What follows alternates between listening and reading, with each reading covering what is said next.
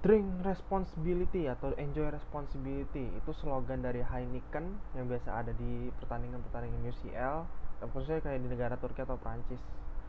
Maksudnya apa sih definisi itu? Jadi maksudnya adalah lu boleh minum tapi lu harus bertanggung jawab dengan diri lo sendiri dan tidak merugikan diri sendiri dan orang lain. Dan itu ternyata punya, dan soal minum pun juga ternyata di sejumlah negara punya aturan. Nah, kayak apa sih? Di Konak kali ini gue akan bahas bersama kalian tentang aturan minum di beberapa negara. uh, Banyak negara yang memberlakukan aturan mengkonsumsi minuman beralkohol. Seperti Libya atau Arab Saudi itu punya aturan tersendiri khusus untuk para wisatawan. Terlebih mereka kan negara mayoritas Muslim.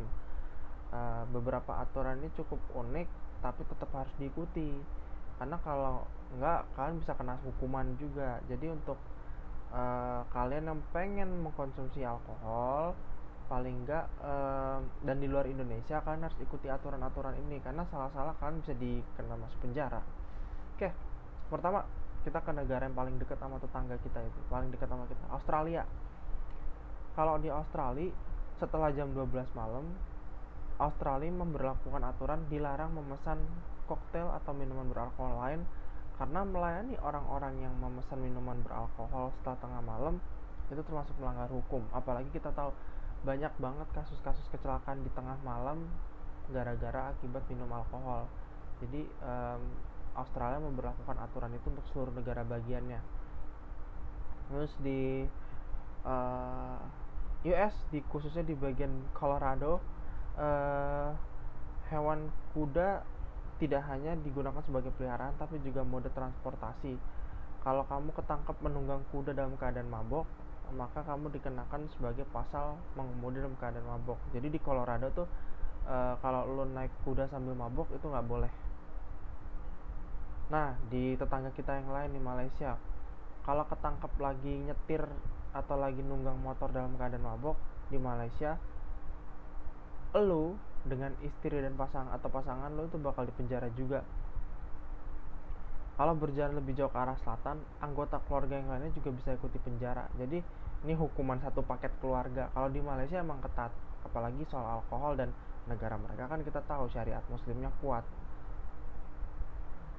Nah, ini di El Salvador berikutnya. El Salvador meskipun belum diwajibkan, mereka yang mengemudi dalam keadaan mabuk pertama kali di El Salvador, ini paling parah dan ekstrim, hukuman mati.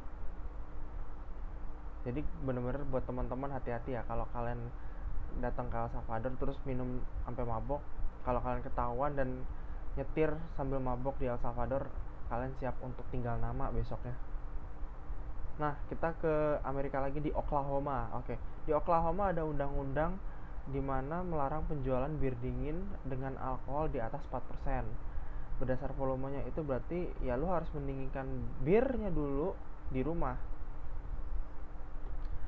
Ya kalau kita lihat sih sama ya, kalau di Amerika tuh sama seperti aturan ganja, sebagian negara bagian melegalkan tapi sebagian juga melarang. Di Amerika pun alkohol pun contohnya di Colorado dan Oklahoma mereka punya aturan khusus tersendiri. Jadi kalau di Amerika karena negara liberal, aturannya pun bisa dibuat sesuai dengan negara federalnya masing-masing. Tapi ya itu aja sih dari gue, dan menurut gue sih dari semua aturan-aturan ini cukup baik ya. Maksudnya memberi kita peringatan bahwa ya itulah, dimana di bumi pijak di situ langit dijunjung. Jadi dimanapun kita berada, kita tetap harus menaati aturan yang berlaku di negara yang bersangkutan, supaya kita tidak terkena masalah hanya gara-gara minum. Jadi itu aja kalau pesan dari gua. Dan kalau memang kalian punya aturan-aturan lain di berbagai negara, ya silakan like, komen juga boleh, subs juga jangan lupa share ke teman-teman kalian. Kita akan berbagi hal-hal liar bersama di Momen Nakal. Untuk sementara ini, thanks for watching. Ciao.